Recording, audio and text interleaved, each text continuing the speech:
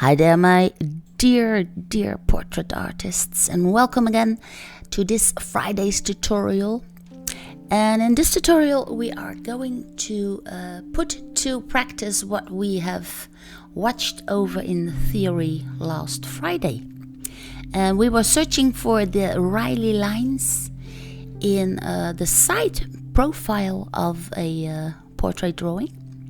And we saw the rotating point of the inner side of the ear, and then you can tilt the head forward or backwards. And I'm going to draw with a charcoal pencil on a newsprint paper. So that's actually the paper that they use for newspapers, so it's very cheap, but very ideal for studies. And the best way to draw when you are a beginner like me is to draw one-on-one. So take a portrait of yourself in this kind of manner with a lot of backlight, and then try to draw it as the same size as your reference picture. That's really the easiest way to start. Now here you see that I'm searching first for the bigger shapes. So I'm searching for how the skull is placed and the line of the front face. So the angle in which the face is facing, as a manner of speaking. And of course you can see here how the head is located on the neck and on the shoulders. And I'm wearing a dark sweater here, and also that I want to draw in so the head has a place to stand upon.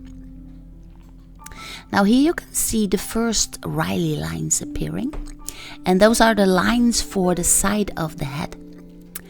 And our skulls are flattened out on the sides, and we really need to keep this in mind, that the head is flat from the side. And I also want to take a look at where the eye is positioned. And the eye, of course, is laying way deep inside the skull. And here we see another Reilly line appearing. I will put it here right on the right top in front for you, so you can watch along. And this is that big bone that is just behind our eyebrows. And this is all bone that is protecting the delicate tissue of our eyes. Now on my Patreon page, of course, you can print out all these examples for yourself and for your study. Or maybe you want to watch the real-time efforts, then you can do that on my Patreon page too. Now here's my profile, and I'm taking my time for this because a profile is very specific for each and every person, of course. In my case, I have a rather sharp nose. I have very tiny lips indeed. And here you see another Reilly line, and that is for the muscle around the mouth. And here is the line for the tip of the chin. Now some people have chins that are pulled backwards, some people have pointy chins that go forward. So also this is very important to pay attention to. And here is the second Reilly line for around the mouth. This is a muscle line, and this is also a muscle that can make your mouth smiley or sad. So a very important Reilly line too. And then here is the line that makes a little bit of a bend here from the corner of the mouth and then over the cheek. And this is an important line, of course, too, because this is a very high point, and well, depending on where the light source is coming from. This is a almost always makes a very distinguished shadow line. And you can see it here. I'm drawing it extra out for you so you can see all my wrinkles and stuff. But there's kind of a landmark there. And this is to especially make you aware of this. So I'm simply drawing those in a little bit so I have something to go from. And furthermore, what can I say? The hair, of course, and a little bit of the background, because I'm standing in front of a window, and in that case the light was coming from behind, and so you have a lot of backlight, counterlight. How is it called? I'm not sure in English, but it gives kind of a dark profile, if you want, because you can see it. The front of my face is just grasping that light, and then all the rest of my face, the side of my head, and all my hair is all in the shadow. So that is why I picked this particular reference picture of myself.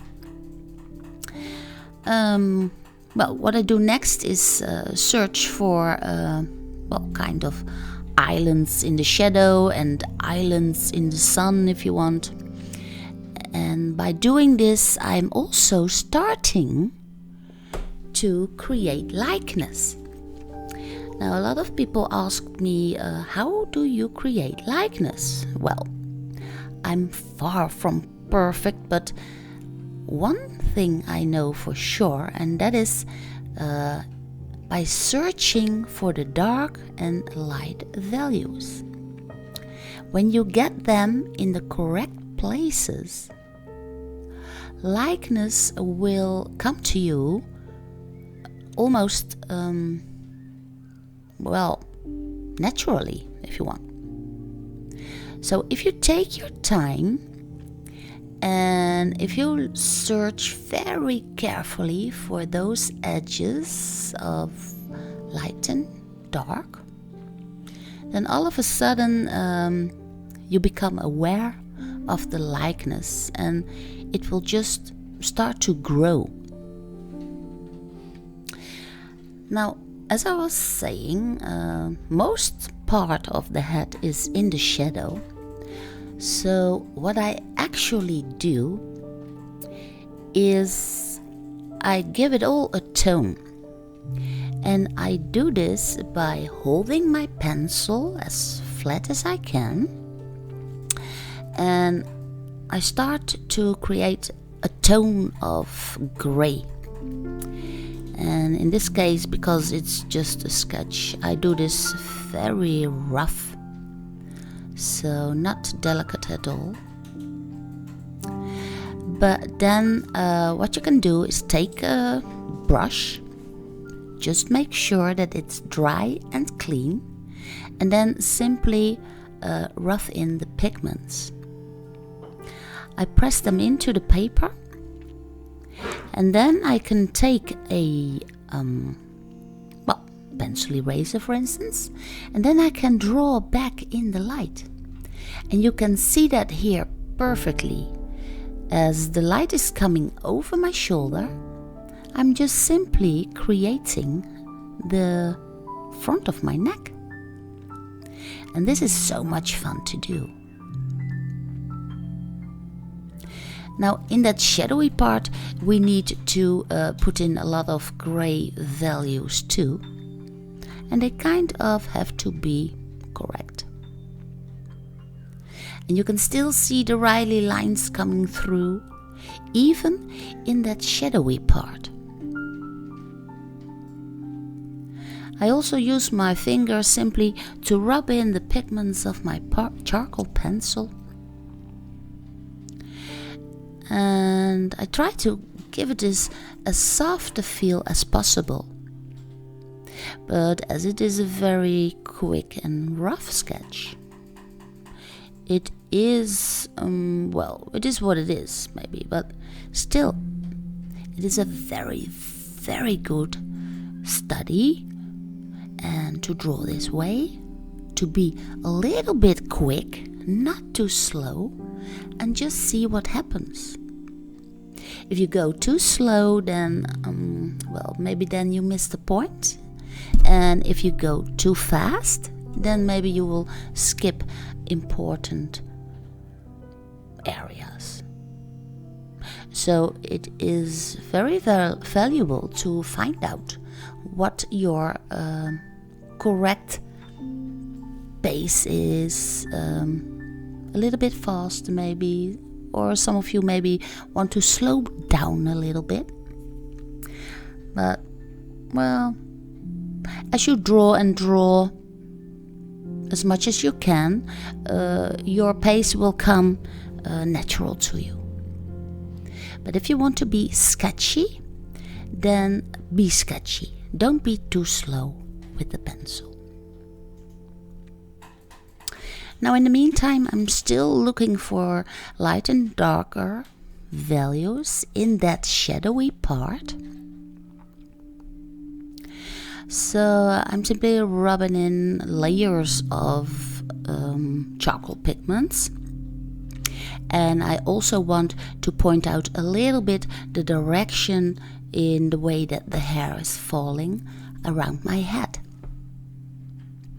So I simply draw that in a little bit, and then if I think it's too detailed because it's very much in the shadow and I don't want too much detail, then I take out that brush again and I ease down everything, even over my face.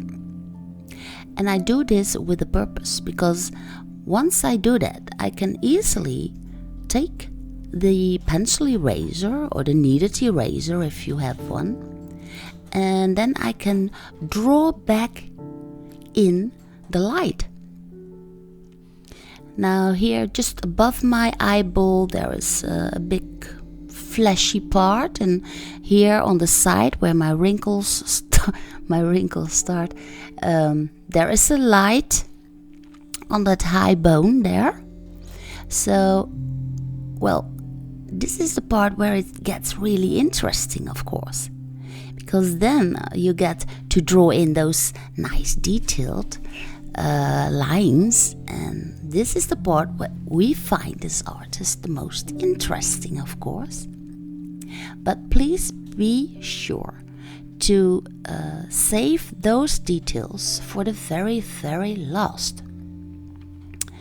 So just do not get in there straight away, because we all want to draw those eyes and we all want to draw the nose and the lips, of course. But first, make sure that everything is in place and that you are happy with the values that you've drawn in. And then at the very last moment, then you can put in more and more detail. But if the start and the main forms are not correct, then that would be a pity indeed. So first make sure those are in place, and then and only then start putting in the last and final detail.